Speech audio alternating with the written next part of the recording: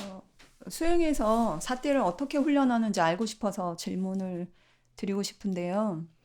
사띠라는 단어에 대해서 이제 다양한 해석이 있습니다. 뭐, 마음 챙김이라는 말은 이제 뭐 일반 사람들한테도 익숙한 단어가 됐는데, 스님께서 사띠를 기억이라고 이렇게 해석을 해주셔서 그런 측면을 수행에 적용해 보려고 하는데, 막상 하려고 하면 이게 좀 어렵게 느껴지기도 하거든요. 그래서 저희가 좀 이미 기억이라는 뜻을 알고 있어서 그런 것 같기도 하고요. 그게 법문을 들어서 좀 알듯하면서도 확실하지 않은 게 사띠를 수행에 적용하는 것이거든요. 음, 그래서 그런 수행에서 사띠의 작용 원리에 대해서 좀 여쭤보고 싶습니다. 그러니까 보통 이제 우리가 사띠를 지금 우리나라에서는 그걸 이제 마음 챙김이나 보통 뭐 알아차림, 뭐 새김 이런 식으로 많이 번역을 하는데요. 이제 마음 챙김이나 새김이라고 하는 그 두 가지는 그래도 비슷한 의미를 담고 있는데요. 그 알아차림이라고 하는 거는 좀 사띠하고는 조금 다른 의미를 담고 있다고 볼 수 있어요. 이게 이제 이렇게 된 이유가 뭐냐 하면 이 사띠 수행이 마인드풀리스 명상이라 그래가지고 이게 이제 서양으로 들어가면서 이 서양의 명상법에서는 이 사띠라고 하는 거에다가 이제 모든 수행의 요소를 이 사띠라는 이 하나에다 다 이렇게 포함을 시켜버렸어요. 네.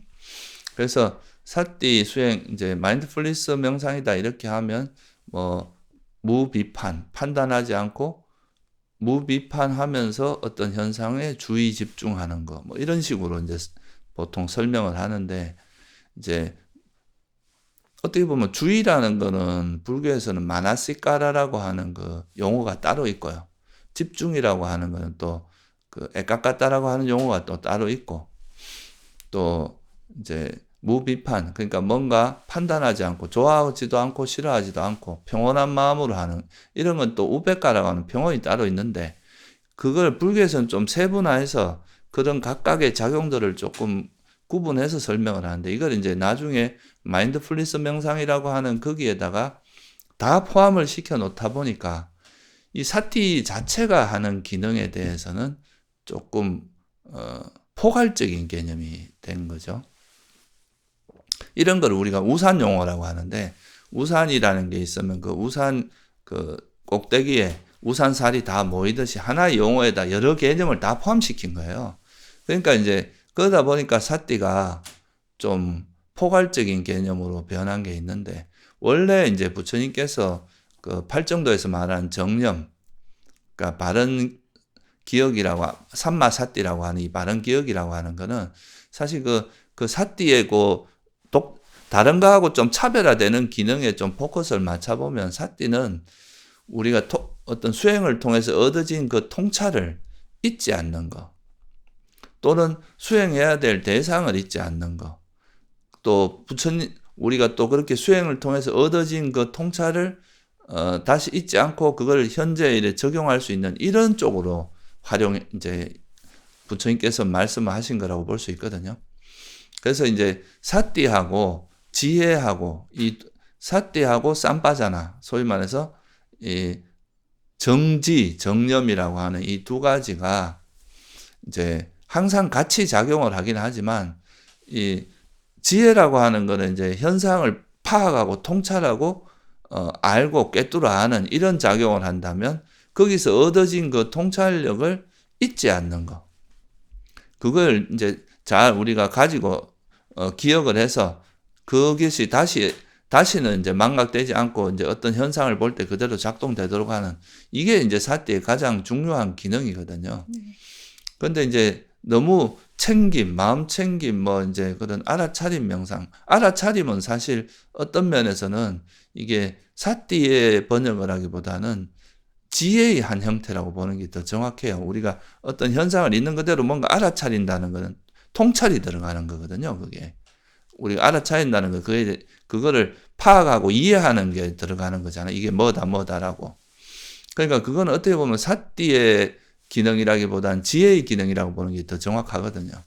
그래서 엄밀하게 이제 불교에서 말하는 사띠의 기능으로 말하자면 이것은 우리가 알아야 될 것을 잊지 않고 기억하는 거. 그러니까 우리가 수행에서 꼭 알아야 될 내용, 그리고 우리가 수행을 통해서 얻어진 통찰을 잊지 않는 거. 이게 이제 제일 중요한 기능입니다.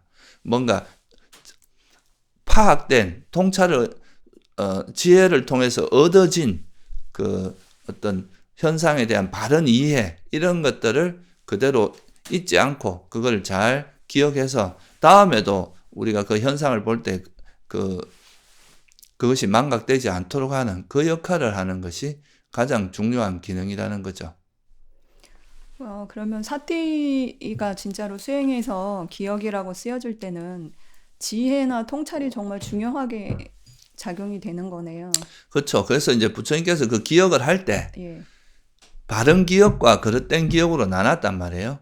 그러니까 우리가 굳이 알 필요가 없는 것도 있잖아요. 뭐 예를 들면 요즘 뭐 드라마에서 무슨 일이 일어나고 수행자가 말하는 거. 이거 세속에서는 뭐 그런 게 또 의미가 있을 수도 있지만 수행하는 사람들이 뭐 너무 이제 세속적인 그런 거에 너무 관심을 가지고 그런 걸 머리에 다 담아두게 되면 수행에 분명히 방해가 될 거 아니에요. 근데 우리가 괴로움이 뭔지, 괴로움의 원인이 뭔지, 그리고 내가 알아차려야 될 대상이 신수신법이라는 그 몸과 느낌과 마음과 법이라고 하는 이런 수행의 대상이 뭔지, 그 다음에 그 수행의 대상을 통해서 뭐가 괴로움이고 뭐가 괴로움의 일어남이고 뭐가 괴로움의 소멸이고 또 괴로움의 소멸을 인도하는 도닦은 뭔지, 이런 것들은 절대로 잊어버리면 안 되는 것들이잖아요. 그러니까 그런 거는 이제 그런 것을 잊지 않고 기억하는, 이게 이제 사띠의 가장 중요한 기능이다. 이렇게 이제 볼 수가 있는 거죠. 스님 말씀을 듣고 수행에다가 이제 사티를 적용해서 그렇게 이제 뭐 사티를 적용해서 바르게 기억하면서 또 거기서 생기는 뭐 이렇게 지혜들을 다시 잘 기억하고 이렇게 수행을 하고 싶은데 사실은 저희가 지혜가 부족해서 그렇겠지만 뭐 어떤 거를 중요하게 생각하고 또 우리가 알아진 그런 것들을 어떻게 정리를 해야 되는지 좀 그런 부분에서 실질적으로 좀 막막하게 생각되는 게 있는 것 같거든요. 예, 그래서 우리가 이제 바른 기억이라고 하잖아요. 네. 불교에서. 이 바른 기억이라고 하는 것은 그냥 아무거나 기억하는 게 아니라 우리가 이제 수행을 하는 제일 큰 목적은 괴로움의 소멸에 있잖아요. 그렇다면은 괴로움을 소멸하기 위해서는 괴로움이 뭔지를 정확히 알아야 되잖아요. 그리고 이제 괴로움의 원인이 뭔지도 알아야 되고, 그 다음에 이 괴로움의 원인이 버려졌을 때 그 상태, 괴로움이 소멸된 상태가 뭐라는 거. 그럼 괴로움의 소멸을 인도하는 도딱이 뭐라는 이걸 알아야 되니까 결국 이 네 가지 진리에 대해서 잊지 않는 거. 이게 이제 사실은 사띠의 제일 중요한 기능이거든요. 그래서 이제 그거를 이제 우리가 그거를 이제 정확히 이제 그 네 가지 진리를 우리가 살아가는 수행하면서 이제 경험하는 것들 속에서 그 진리를 그 파악해내는 거. 그게 지혜잖아요. 그 파악된 진리를 이제 우리가 잊지 않는 거. 그게 이제 사띠의 기능이고 그게 바른 기억인데 구체적인 예를 들자면 우리가 이제 몸에서 몸을 관찰하고 느낌에서 느낌을 관찰하고 마음에서 마음을 관찰하고 법에서 법을 관찰하잖아요. 그러면 예를 들어서 몸을 가지고 제일 쉬운 몸을 가지고 이야기를 하면 우리가 몸을 계속 관찰하다 보면 우리 몸이라고 하는 것이 이거는 내가 걸을 때 이제 걷는다고 할 때 이제 발의 움직임이라든가 닿는 감각이라 이런 걸 이제 알아차리게 되잖아요. 이 알아차리는 건 지혜의 역할입니다. 이게 뭐라고 파악하는 거잖아요. 그렇게 하다 보면 내가 지금까지는 내가 걷는다 이렇게 생각을 했는데 이게 보니까 그냥 어떤 의도가 있고 그 의도에서 움직임이 있고 그 발의 움직임 그리고 닿는 거 움직이고 닿는 거 이런 그 현상들의 변화가 이제 실제로 나한테 일어난다는 걸 보게 되잖아요. 그러면 내가 걷는 게 아니라 그냥 단지 걷는 행위가 있구나 이렇게 통찰을 할 수 있어요. 그렇죠?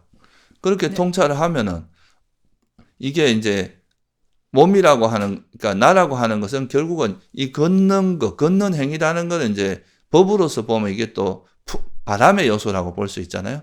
그러니까 단지 바람의 요소가 있구나 이렇게 볼 수 있는 거죠. 그리고 또 이게 계속 영원히 지속되는 게 아니라 움직임이 있다가 또 이렇게 닿을 때는 멈추잖아요. 변화가 있단 말이죠. 네. 그러면 다시 이거 땅의 요소 또는 걷는 행위라고 하는 것도 영원한 게 아니라 변하기 마련인 것이구나. 이렇게 이제 이해를 할 수 있을 거 아니에요. 네. 그런 식으로 무상한 것도 알게 되고, 그럼 무상한 것은 또 이게 불확실하고 이런 불만족스러운 것이다. 그러면 괴로움의 요소가 있고, 또 여기는 이런 것들은 내가 통제할 수 있는 내가 있는 게 아니라 그냥 행위가 있을 뿐이다. 조건에서 발생하는 행위가 있을 뿐이다. 이런 무아도 이해하게 되고.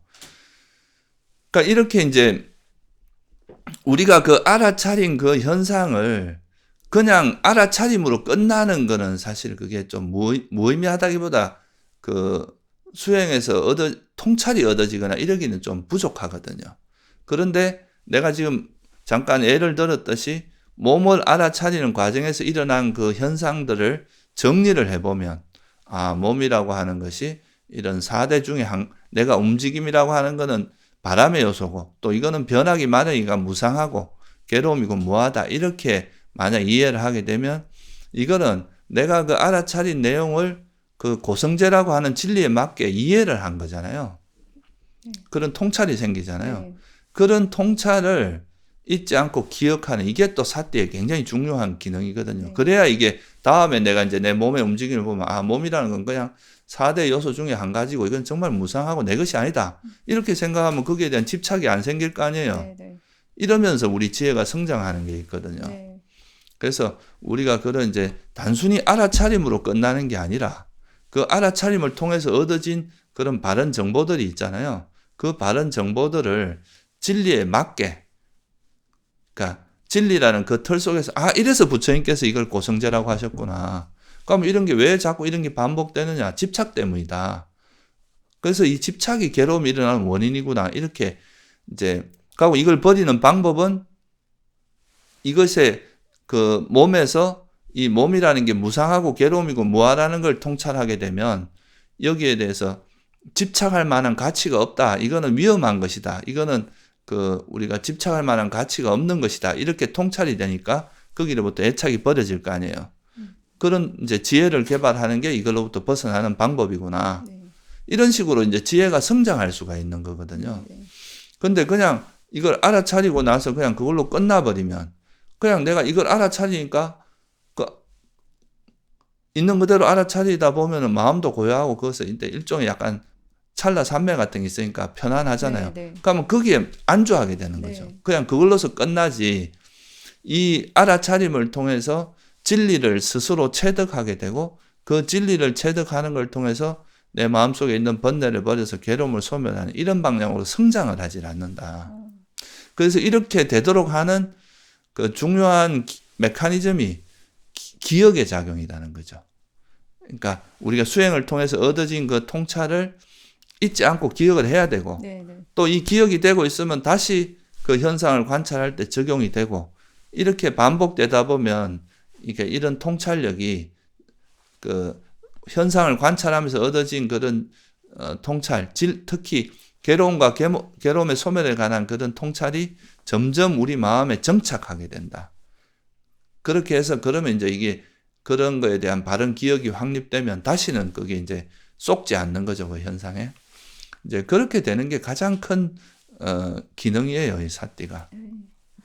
정말로 그 수행하면서 저희가 이렇게 알게 되는 그 작은 것들을, 이게 그거를 그렇게 진리라고까지 이렇게 연결을 해서 생각을 잘 못했던 것 같거든요. 근데 말씀하시는 거 들어보니까 저희가 그렇게 수행하면서 알게 된 그런 것들이 그렇게 이제 좀 지혜로서 정리를 해보면 그게 사성제에 해당되는 것이고, 그게 중요한 통찰이었구나라는 거를 다시 생각하게 되거든요. 그렇죠. 이제 그냥 그거를 그냥 알아차리기만 하고 넘어가면은 거기서 이제 우리가 배우는 게 부족하잖아요.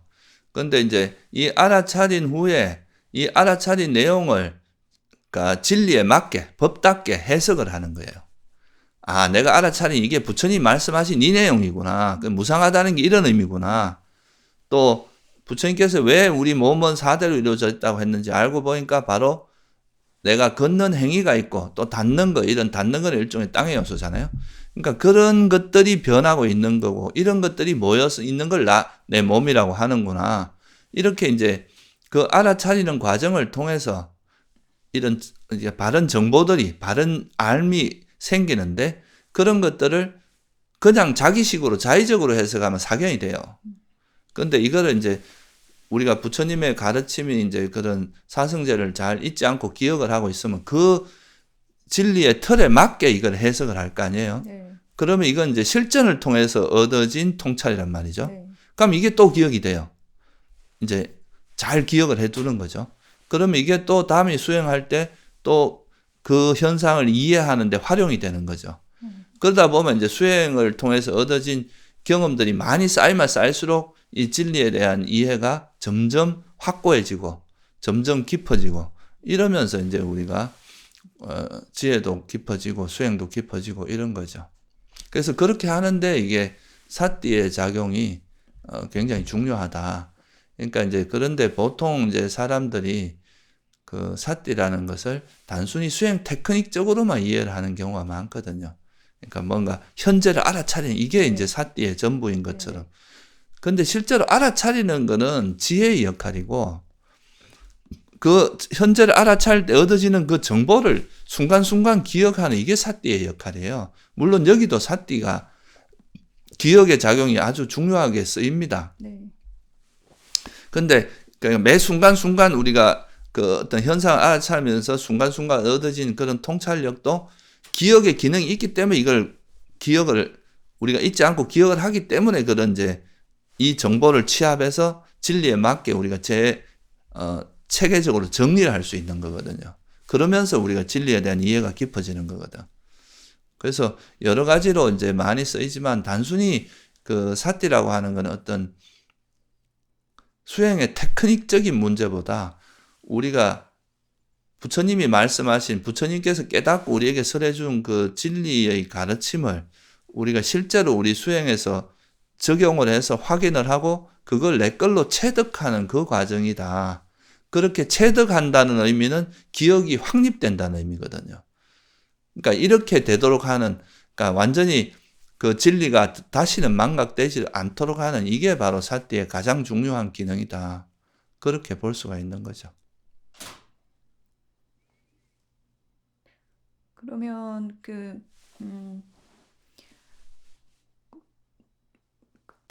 말씀 듣다 보니까 저희가 이제 반조라고 하면 그걸 굉장히 좀 어렵게 생각하는 게 있었던 것 같은데, 그 자기가 알게 된 것들을 지혜로 정리해서 기억하는 것이라고 생각해도 예, 간단히 될 것 이야기하면 같습니다. 그렇게 이야기할 수 있어요. 예. 그러니까 우리가 이제 수행을 통해서 얻어진 게 있는데, 네. 그 세속에서도 그렇잖아요. 뭔가 연구를 하다 보면 이제 그 연구하면서 나오는 수많은 데이터들이 있잖아요. 네.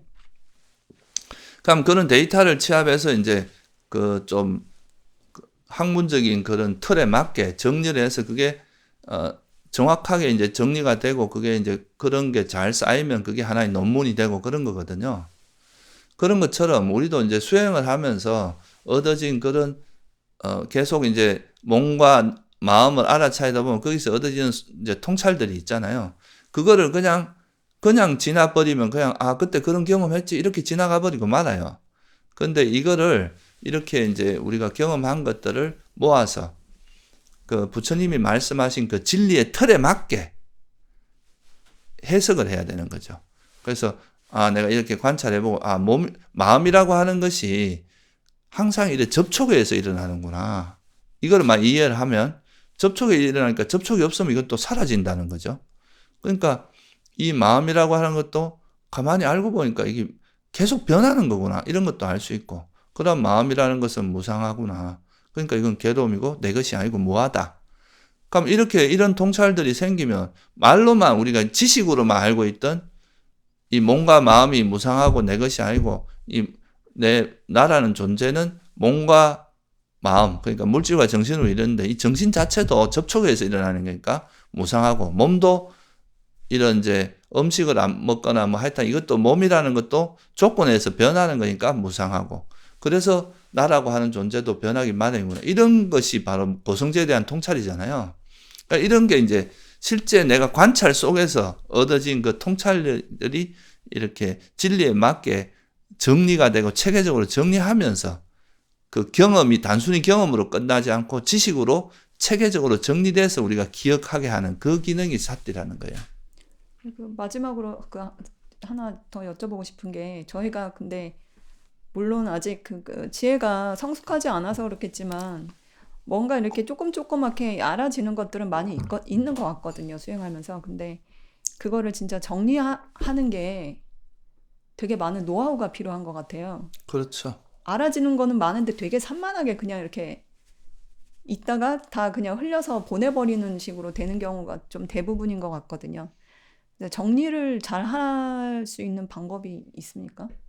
아니, 그게 아까 말했듯이 우리가 이제 정리를 할 때 정리의 툴이 필요한 거잖아요. 네.